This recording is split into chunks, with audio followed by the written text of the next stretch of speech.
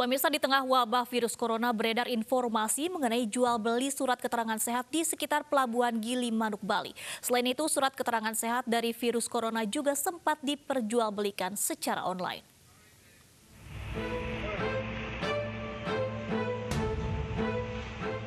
Praktek jual beli surat keterangan sehat di penyeberangan Gili Manuk, Bali beredar di media sosial.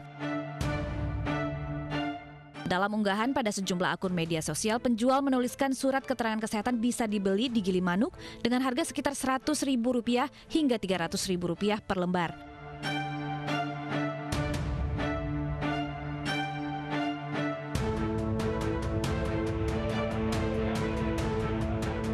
Surat sehat bebas corona dari puskesmas atau rumah sakit wajib disertakan bagi penumpang transportasi umum yang hendak berpergian keluar daerah. Pertama surat dari desa, habis itu dari Dinas Kesehatan Kelungkung di rapid test. Hari ini keluar hasilnya bisa dapat surat kesehatan. Surat sehat bebas virus corona juga sempat ditemukan dijual pada salah satu toko online. Surat itu dijual dari salah satu rumah sakit senilai Rp70.000. Namun pihak rumah sakit telah membantah dan tautan penjualan surat sehat tersebut sudah tidak ditemukan lagi. Dari Jemberana, Bali, Nyoman Sudika, iNews melaporkan.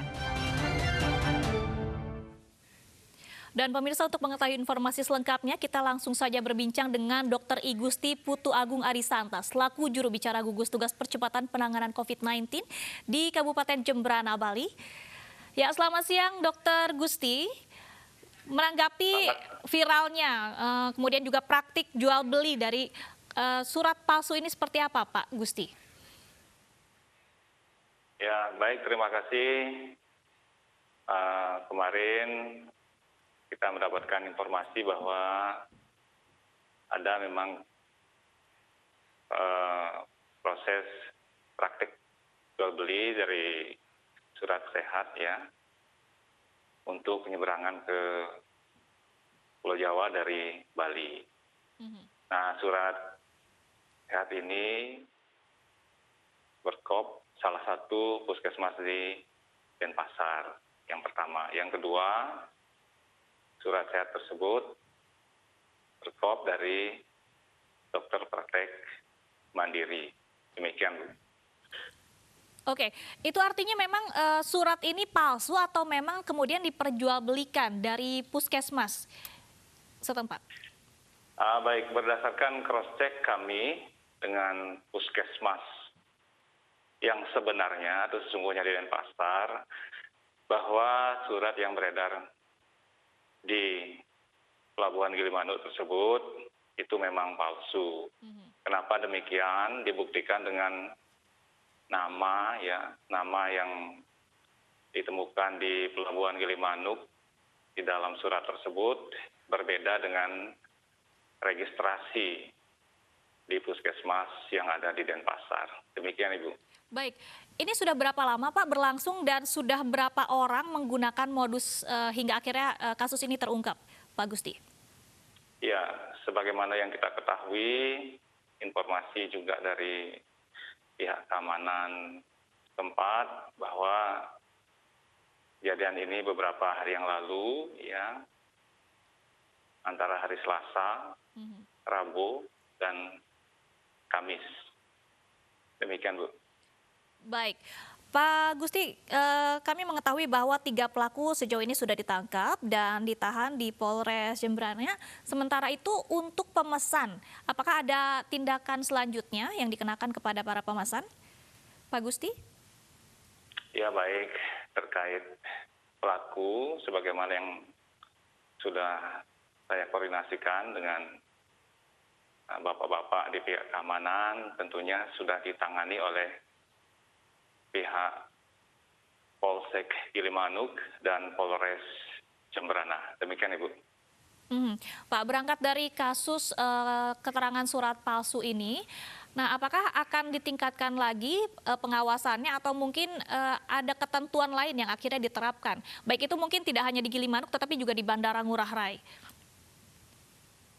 Ya, tentunya khusus untuk di daerah Kabupaten Jemberana dalam hal ini Pelabuhan Gilimanuk sebagai pintu masuk dan pintu keluar masyarakat dalam kondisi yang masih pandemi ya.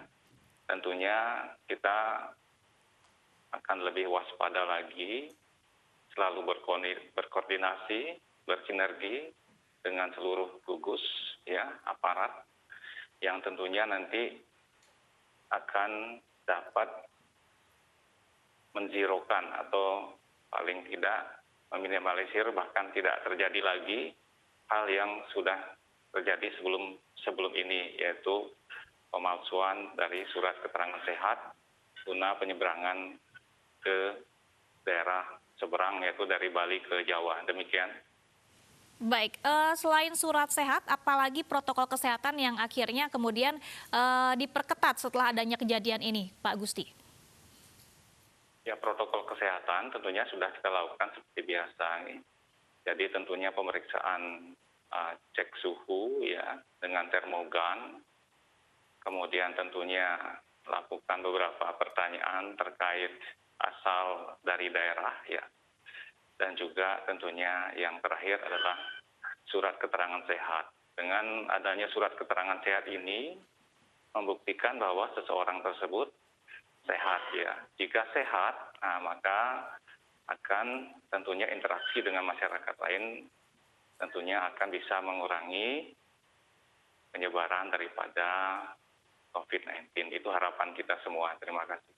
Baik, terima kasih Dr. Igusti Putu Agung Arisanta selaku juru bicara gugus tugas penanganan COVID-19 di Bali. Mudah-mudahan hal ini tidak terulang ya Pak Gusti. Dan pemirsa, saat pemerintah mengimbau agar warga menunda mudik, Bandara Soekarno-Hatta justru ramai calon penumpang. Penumpang mengantri panjang tanpa menghiraukan jaga jarak atau physical distancing.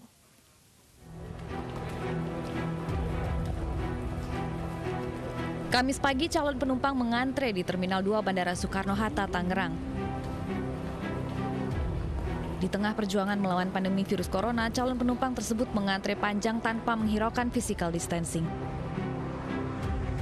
Pengelola Bandara Udara Soekarno-Hatta membenarkan peristiwa tersebut dan mengindikasikan adanya pelanggaran dari maskapai karena menyediakan 12 penerbangan secara bersamaan.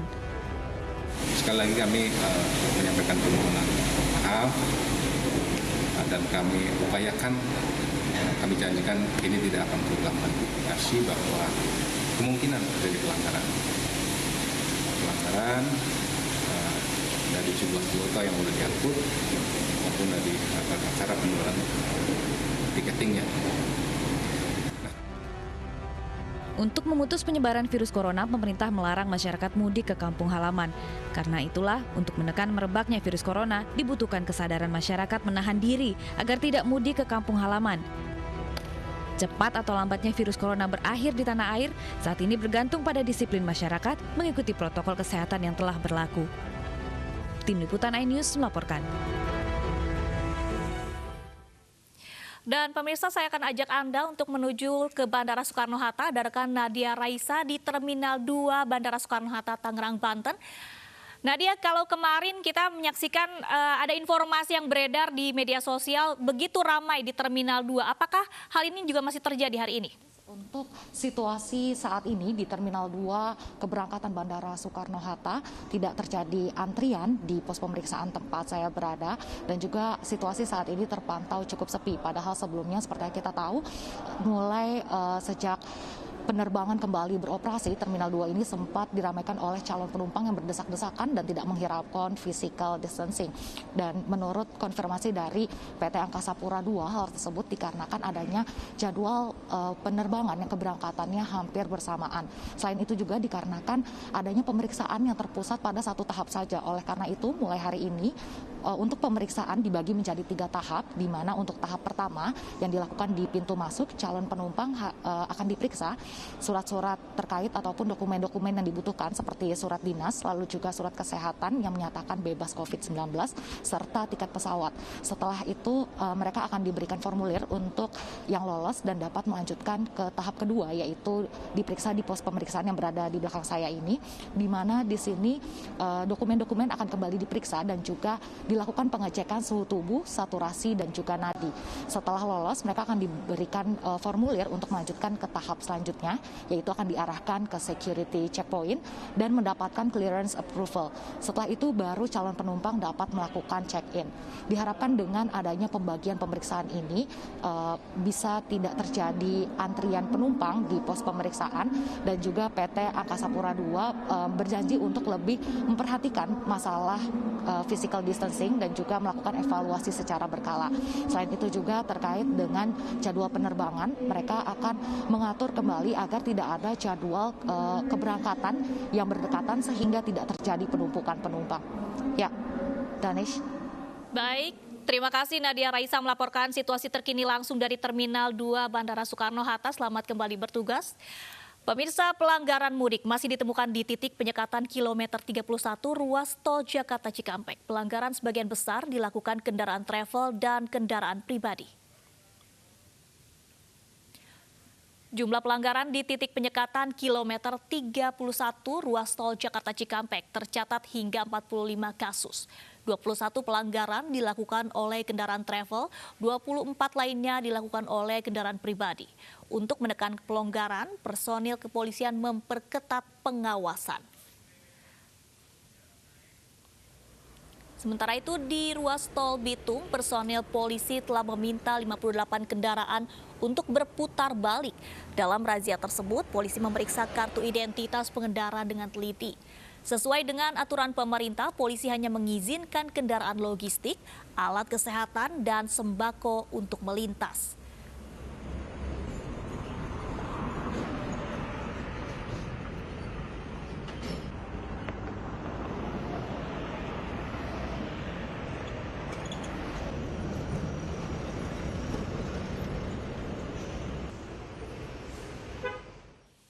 Dan pemirsa, kita menuju rekan Bunga Ayu yang saat ini berada di ruas tol Cikupa, Tangerang, Banten untuk menyampaikan informasi terkini terkait penyekatan di wilayah tersebut. Apakah masih ditemukan, Bunga, pemudik yang masih nakal di penyekatan?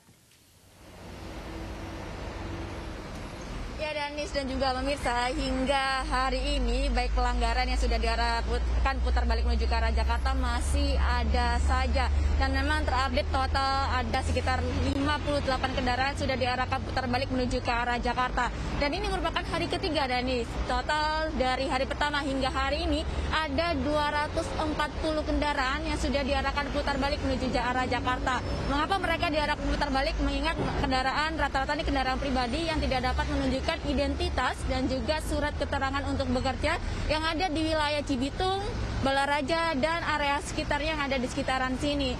Namun informasi yang kami dapatkan pula juga ada sanksi denda, yaitu sebesar Rp750.000. Sanksi denda ini dikenakan untuk kendaraan pribadi yang dialihfungsikan menjadi kendaraan seperti omprengan, yang artinya kendaraan ini mengangkut beberapa penumpang yang akan menuju ke arah Merak. Diindikasi mereka akan melakukan mudik seperti itu. Dan kami juga melihat tadi sempat ada kendaraan umum. Selain kendaraan umum ini harus memastikan sudah ada kendaraan memasangkan stiker trayek untuk pengamanan, dan penumpangnya juga harus menunjukkan identitas dan surat keterangan sehat yang akan melakukan perjalanan menuju ke arah Merak. Dan petugas kepolisian juga menyatakan pada malam hari untuk tingkat kendaraan yang sudah diarahkan putar balik menuju arah Jakarta ini terus meningkat, yang artinya beberapa warga ini memanfaatkan waktu pada malam hari. Namun tidak seperti yang dilakukan bagi pengendara ini, mereka juga akan tetap diarahkan putar balik menuju arah Jakarta. Dan memang sistem yang ada di gerbang tol Cikupa ini harus melakukan tap terlebih dahulu, dan tap ini merupakan gerbang tol tertutup, yang artinya jika kendaraan sudah melakukan tapping ini tidak dilakukan atau tidak dikenakan tarif. Setelah mereka melakukan tapping, baru petugas kepolisian ini melakukan pengecekan untuk melihat identitas, kemudian ada surat, bagaimana mereka akan diperbolehkan untuk melanjutkan perjalanannya atau diarahkan putar balik menuju arah Jakarta. Dan kendaraan rata-rata di sini memang banyak sekali, dan kendaraan seperti truk yang membawa logistik, kemudian alat kesehatan yang diperbolehkan untuk melanjutkan perjalanannya menuju ke arah Merak. Denis. Baik, terima kasih Bunga Ayu melaporkan situasi terkini dari ruas tol Bitung di Cikupa, Banten. Dan pemirsa, positif corona, keluarga tolak anaknya dievakuasi petugas. iNews Siang akan kembali dengan informasi selengkapnya.